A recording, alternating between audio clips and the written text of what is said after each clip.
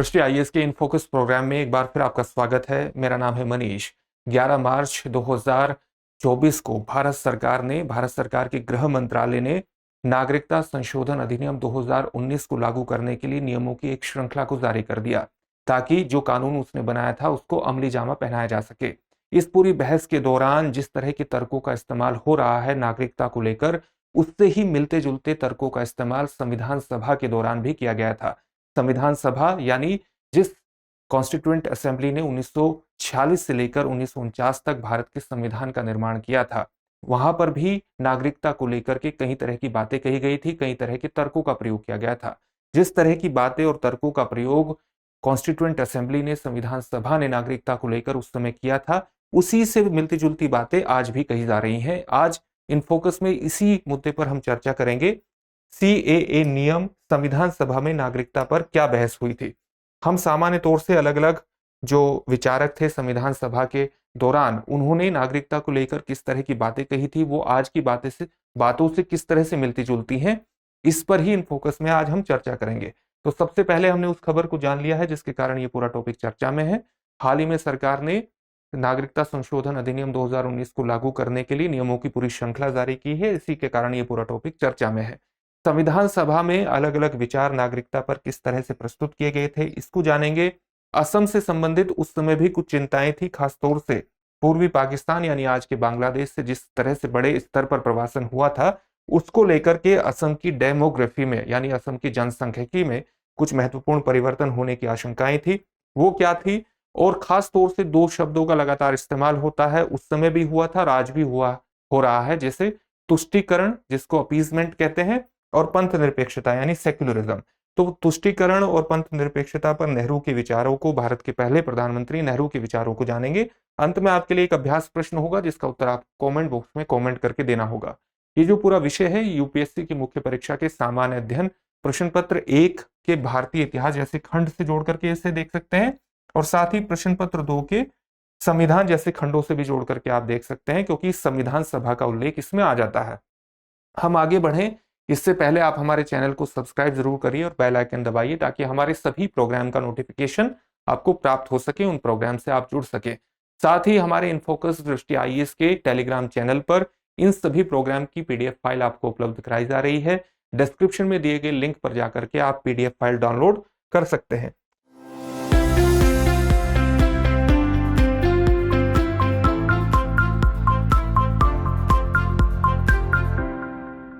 तो सबसे पहले देखते हैं कि नागरिकता को लेकर के संविधान सभा में, जिसने हमारे देश के संविधान का निर्माण किया था 1946 से 1949 तक, किस तरह की बातें कही गई थी।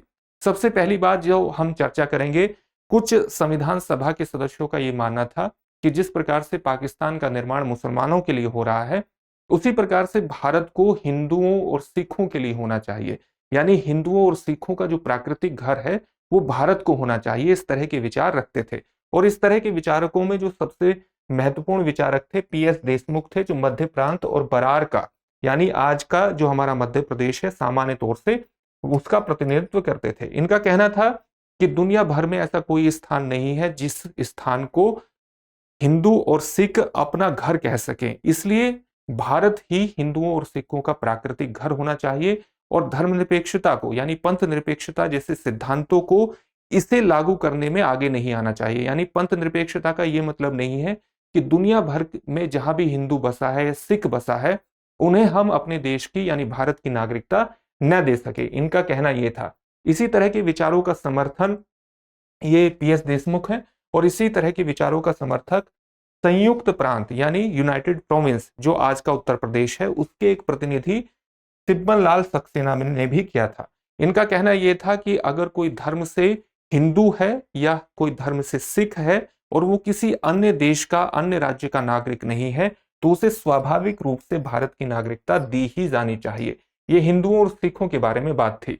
इसी तरह से एक महत्वपूर्ण प्रतिनिधि मध्य प्रांत और बरार के ही थे, जो पारसी कांग्रेसी थे, आर.के. सिद्धवा। आर.के. सिद्धवा ने यह कहा कि ये जो पूरी व्यवस्था है जिसकी हम बात कर रहे हैं नागरिकता के रूप में हिंदुओं और सिखों के प्राकृतिक घर की, ये पूरी व्यवस्था में किसी तरह के समुदायों का बात नहीं होना चाहिए। यानी पाकिस्तान में ऐसे बहुत से पारसी हैं, पाकिस्तान में ऐसे बहुत से ईसाई हैं जो परसिक्यूटेड हैं, जो उत्पीड़ित हैं और भारत आना चाहते हैं। अगर ऐसे नागरिक भारत आना चाहते हैं तो उन्हें भी भारत की नागरिकता मिलनी चाहिए। इसलिए किसी समुदाय का नाम नहीं लिया जाना चाहिए और पारसियों और ईसाइयों को भी जो भारत आना चाहते हैं उन्हें भारत की नागरिकता मिलनी चाहिए, ये आर.के. सिधवा का कहना था। साथ ही कुछ और महत्वपूर्ण मेंबर थे जिनका कहना था कि जो व्यक्ति भारत से पाकिस्तान चले गए हैं उन्हें भारत की नागरिकता नहीं मिलनी चाहिए क्योंकि उनका प्रवास पूरा हो चुका है और इसका मतलब यह है कि उन्होंने अपनी निष्ठा को भारत से पाकिस्तान को स्थानांतरित कर दिए हैं। और इस तरह के विचारों को अभिव्यक्त करने में सबसे ऊपर थे संयुक्त प्रांत यानी आज के यूपी के प्रतिनिधि जसपत रॉय कपूर। इनका ऐसा मानना था, जसपत रॉय कपूर ने ही ये कहा था कि संयुक्त प्रांत के जसपत की जो व्यक्ति पाकिस्तान चले गए हैं उन्होंने वस्तुतः अपनी निष्ठा का हस्तांतरण पाकिस्तान को कर दिया है और उन्हें वहीं की नागरिकता मिलनी चाहिए, न कि भारत की नागरिकता। इसका विरोध करते हुए बिहार के ब्रजेश्वर प्रसाद ने यह कहा, कुछ ऐसे व्यक्ति भी हैं जो पाकिस्तान गए हैं, वो हंगामे के डर से या हिंसा के डर से किसी न किसी तरह के इस तरह की जो स्थिति असमंजस की स्थिति है उसके कारण गए हैं।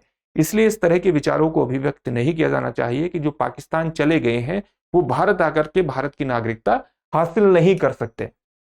तो इस तरह के अलग अलग विचार संविधान सभा में पूरा व्यक्त किए गए। असम से संबंधित भी कुछ चिंताएं थी और असम को लेकर के चिंताओं का प्रमुख कारण यह था कि 1949 में बहुत बड़ी संख्या में पूर्वी पाकिस्तान जो आज का बांग्लादेश है उससे जनसंख्या का एक बड़ा स्थानांतरण हुआ था असम की तरफ। असम की तरफ बहुत बड़ा स्थानांतरण हुआ था और इसलिए असम में उसके डेमोग्राफी का, उसके जनसांख्यिकी के चेंज होने का, बदलाव का बड़ा डर था। इसी पर पूर्वी पाकिस्तान के एक प्रतिनिधि थे पंडित ठाकुर दास भार्गव ने बोलते हुए कहा था कि उन्हें कुछ सरकारी अधिकारियों से जानकारी मिली है कि पूर्वी पाकिस्तान से जितने हिंदुओं का स्थानांतरण भारत में हुआ है यानी असम में हुआ है उससे 3 गुना मुसलमानों का स्थानांतरण असम की तरफ हुआ है। और यह स्थानांतरण वस्तुतः असम को मुस्लिम बहुल बनाने के लिए किया गया है और इसलिए इस बात पर ध्यान देना चाहिए, क्योंकि अगर इस बात पर ध्यान नहीं दिया गया तो ये असम की पूरी डेमोग्राफी को चेंज कर देगा। क्योंकि असम का खास तौर का मामला ऐसा है जहां पर डेमोग्राफी को चेंज करने के लिए ही जनसंख्या का बहुत बड़े स्तर पर स्थानांतरण हुआ है। ये कहना था पंडित ठाकुर दास भार्गव का। साथ ही कुछ और महत्वपूर्ण मेंबर थे, जैसे मद्रास के प्रतिनिधि थे महबूब अली बेग। इनका यह कहना था कि हमें बुरे उदाहरणों का प्रयोग नहीं करना चाहिए, यानी जिस प्रकार से पाकिस्तान का जो निर्माण है वो मुस्लिमों के लिए हुआ है, लेकिन हमने इस प्रकार के सिद्धांतों को नहीं अपनाया है। हमें सभी के प्रति अपनी जो नागरिकता है वो अनुकूल बनानी चाहिए, आसान बनानी चाहिए और ऐसे लोगों के उदाहरणों का प्रयोग नहीं करना चाहिए जिनकी हम आलोचना करते हैं, जिनका हम संयुक्त राष्ट्र में विरोध करते हैं। तो इनका इन सब बातों का जो इशारा था वो पाकिस्तान की तरफ ही था। साथ ही कुछ और महत्वपूर्ण मेंबर थे जो अधिक आदर्शवादी दृष्टिकोण रखते थे और उनका ये कहना था कि जो बंटवारा भारत का हुआ है, भारत और पाकिस्तान में, ये एक कृत्रिम प्रकार का बंटवारा है और वस्तुतः हिंदू और मुस्लिम जो है ये भाई भाई हैं। और महात्मा गांधी के राष्ट्रीय आंदोलन की शुरुआत करने से पहले बहुत दिनों से, सैकड़ों सालों से हिंदू और मुस्लिम एक समुदाय के रूप में रह रहे थे। ये कहना था ब्रजेश्वर प्रसाद का। ब्रजेश्वर प्रसाद का कहना था कि हिंदू और मुस्लिम जो है वो भाई भाई भी हैं और इसलिए किसी प्रकार का कृत्रिम जो बंटवारा किया गया है, जिसको कानूनी रूप प्रदान कर दिया गया है, वो वस्तुतः लोगों के बीच नहीं आना चाहिए और इसलिए हमें अपनी नागरिकता को पाकिस्तान में जो रह रहे हैं उनके लिए भी खोल देना चाहिए। पाकिस्तान के लोगों को भी आमंत्रित करना चाहिए भारत में आने के लिए और उन्हें नागरिकता प्रदान की जानी चाहिए। इस सारी बहस में, चाहे आज बहस हो, चाहे कॉन्स्टिट्यूएंट असेंबली में 1946 से 1949 तक बहस हो, इसमें 2 शब्दों का बड़े स्तर पर इस्तेमाल किया गया। एक है तुष्टीकरण और दूसरा है पंथ निरपेक्षता। तुष्टीकरण का आरोप सरकार पर लगातार लगाया गया, जवाहरलाल नेहरू सरकार पर। उन्हें कहा गया कि सरकार वस्तुतः तुष्टीकरण की नीति अपना रही है, वो तुष्टीकरण मुसलमानों के प्रति अपना रही है और पाकिस्तान के प्रति अपना रही है, ताकि वो अपने जो कॉन्स्टिट्यूएंट है, जो अपनी एक तरह से बढ़त है खासतौर से चुनाव को लेकर के, उससे बनाए रखे जा सके। इस पर जवाहरलाल नेहरू, हमारे देश के प्रथम प्रधानमंत्री, ने बोलते हुए कहा कि जो लोग आरोप लगा रहे हैं तुष्टीकरण का, वो वस्तुतः क्या इस तुष्टीकरण शब्द का अर्थ पूरी तरह से जानते हैं?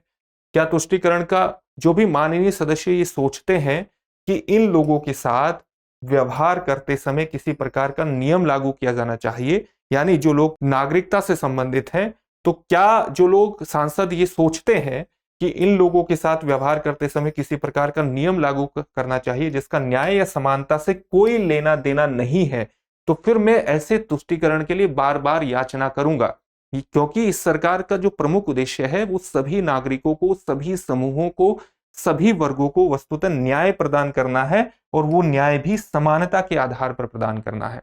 तो अगर आप समानता के आधार पर सभी वर्गों को, सभी व्यक्तियों को, सभी समूहों को एक न्याय प्रदान करना चाहते हैं, तो फिर आपका जो मूलभूत सिद्धांत है वो यही होना चाहिए, यानी न्याय और समानता होना चाहिए। और ये सरकार किसी भी तरह के तुष्टीकरण की नीति का प्रयोग नहीं करती है। और अगर सांसद ये सोचते हैं, माननीय सदस्य ये सोचते हैं कि जो भारत की नागरिकता चाहते हैं और बंटवारे का समर्थन नहीं करते, कि उन पर किसी प्रकार का, उन लोगों के साथ व्यवहार करते समय किसी प्रकार का नियम लागू किया जाना चाहिए जिसका न्याय या समानता से कोई अर्थ नहीं है, तो वो तुष्टीकरण की बार बार याचना करेंगे।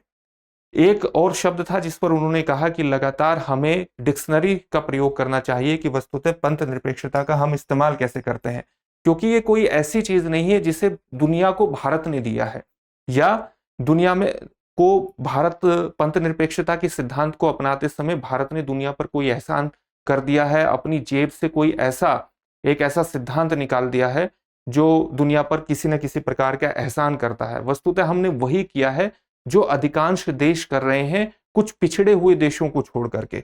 तो अधिकांश देश जो कर रहे हैं वही हमने किया है, और पंथ निरपेक्षता को यह नहीं माना जाना चाहिए कि इस नीति के माध्यम से हमने बहुत ही दुनिया को एक उदार सिद्धांत प्रदान कर दिया है। अधिकांश देश में इस तरह की नीतियों का पालन किया जा रहा है। ये पंथ निरपेक्षता और तुष्टीकरण पर जवाहरलाल नेहरू के विचार थे।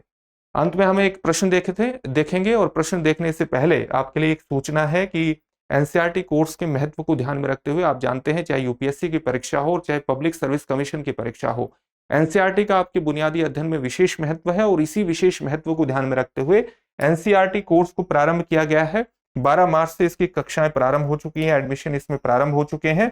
लाइव ऑनलाइन फॉर्म में ये चलेगी। अधिक जानकारी के लिए आप इस नंबर पर कॉल कर सकते हैं। अंत में आज के टॉपिक से एक प्रश्न देखते हैं। प्रश्न क्या है?